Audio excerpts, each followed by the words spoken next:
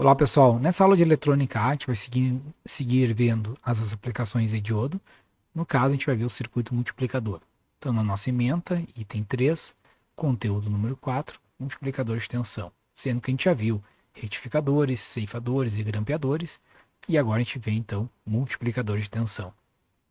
A ideia dos multiplicadores de tensão é, a partir de uma fonte de sinal CA, obter um sinal CC com uma amplitude muito maior. Então a gente parte, vamos dizer, de um seno de mais menos 100 volts e a gente tenta obter um sinal multiplicado, vamos dizer, um nível CC, se for um dobrador de tensão, de 200 volts. Se for um triplicador, de 300 volts. Se for um quadriplicador, um nível CC de 400 volts. Tá? Mas lembrando que, então, a gente parte de um nível CA para obter um CC de maior amplitude.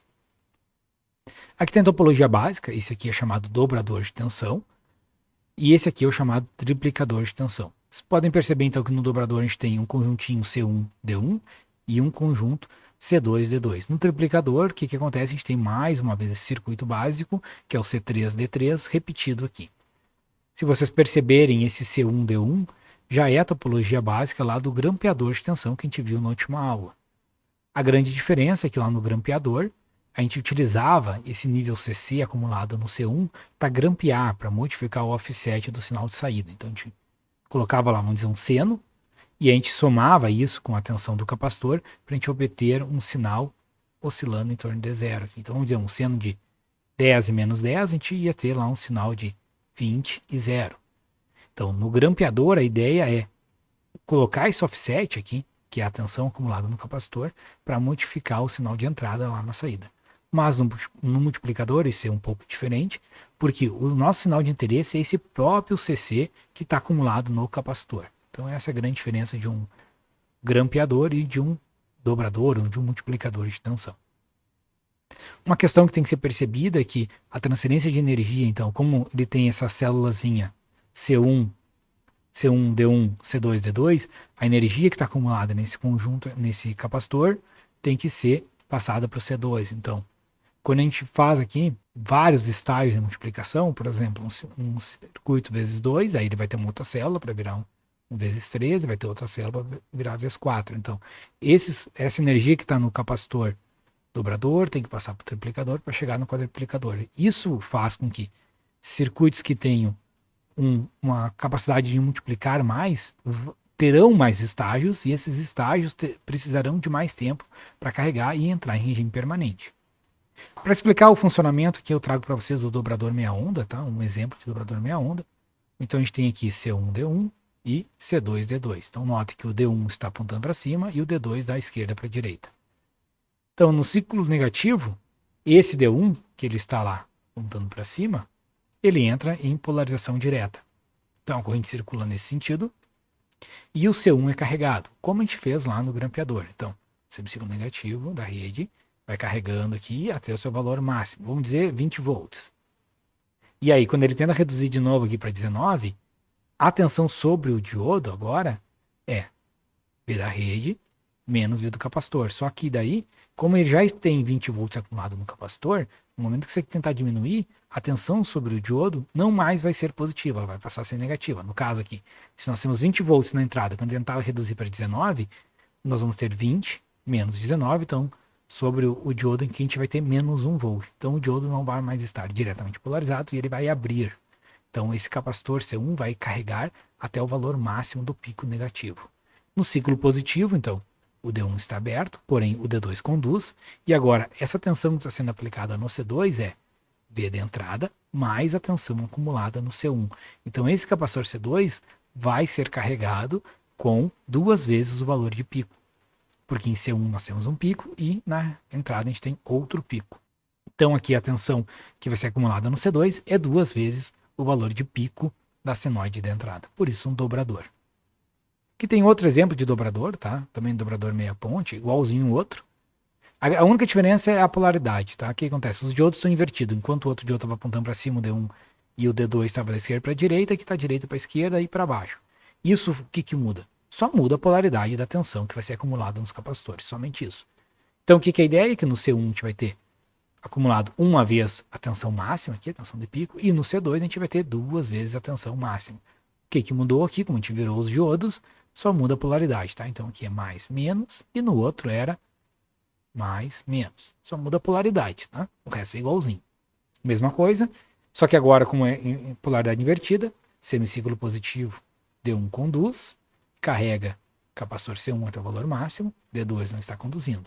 Semiciclo negativo, D1 não conduz e D2 conduz, fazendo com que a tensão no C2 seja V de C1 mais Vm, fazendo então ela ser acumulada como menos mais 2 vezes o valor máximo da entrada. Outra maneira de fazer um duplicador, só que em vez de usar meia ponte, como a gente fez aqui, é o chamado dobrador de ponte completa. A vantagem desse circuito é que não precisa carregar o C1 para depois carregar o C2, ele já vai direto. Então, no semiciclo positivo, D1 conduz, fazendo com que esse capacitor C1 carregue com o valor máximo da entrada. No semiciclo negativo, o D1 não conduz, mas o D2 sim, e aí quem carrega é V de C2. Então, o que acontece aqui? Nós temos C1 carregado com valor máximo e C2 carregado com valor máximo. Se a gente pegar o total aqui, a gente tem 2 vezes o valor máximo. Vantagem do dobrador de ponte completa é que vocês não precisam carregar energia no C1 para depois passar para o C2, como era no meia onda. E a outra vantagem é que esse capacitor C1 tem que suportar apenas a tensão Vm. E o C2 tem que suportar também Vm. Ou seja, nesse outro aqui, a gente precisaria de um capacitor C2 com uma capacidade, uma isolação de 2 vezes o valor máximo. Isso, às vezes, dependendo do valor de tensão, pode chegar no limite da tecnologia, encarecendo muito esse capacitor. Tá? Depende da aplicação. Esse cara não tem esse problema, porque cada capacitor está acumulado apenas uma vez Vm, e o total é 2 vezes Vm aqui. Aqui nós temos uma outra topologia, que é chamada de triplicador e quadriplicador. O que é a ideia aqui? Carregar C1 com Vm, C3 com 2 vezes Vm, C2 com 2 Vm e C4 com 2 Vm. Se a gente quiser um dobrador, a gente simplesmente pega a tensão aqui sobre C2. Se a gente quiser um triplicador, a gente pega a tensão em C1 mais C3. Se a gente quiser um quadriplicador, a gente pega a tensão em C2 mais C4. Então, nesse circuito, a gente consegue ter o dobro, o triplo e o quádruplo de tensão. Vou fazer uma simulação desse circuito aqui, para vocês poderem ver a operação dele. Então, essas aqui são as referências que eu utilizei para essa aula. Vamos para a simulação agora. Então, pessoal, aqui eu montei esse circuito que é o duplicador, triplicador e quadriplicador. Montei ele aqui no LT Spice. A gente pode ver o funcionamento dele. Então, vejam que se a gente medir em C3 e C1, tá? A gente vai ter o triplicador. Se a gente medir aqui sobre C2, a gente vai ter o duplicador. E se a gente medir aqui o C4 e o C2, a gente vai ter vezes 4. Tá? Então, vamos rodar essa simulação aqui. Então, eu coloquei um seno de entrada aqui de 10 volts. Então, ele vale mais 10 menos 10.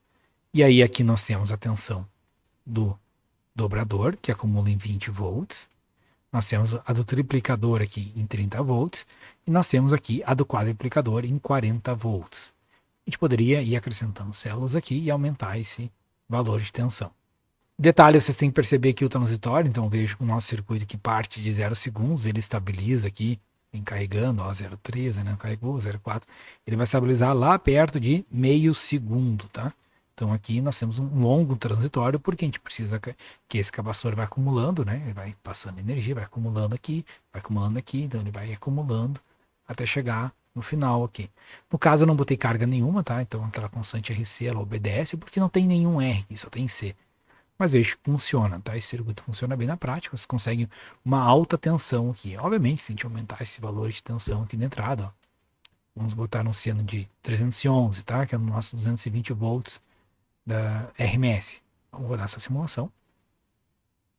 Tá? A gente consegue então aqui pegar aqueles 311, dobrar ele para, vamos pegar aqui o azul, ó, 620. A gente consegue pegar o nosso roxo, 929. A gente consegue pegar o nosso vermelho,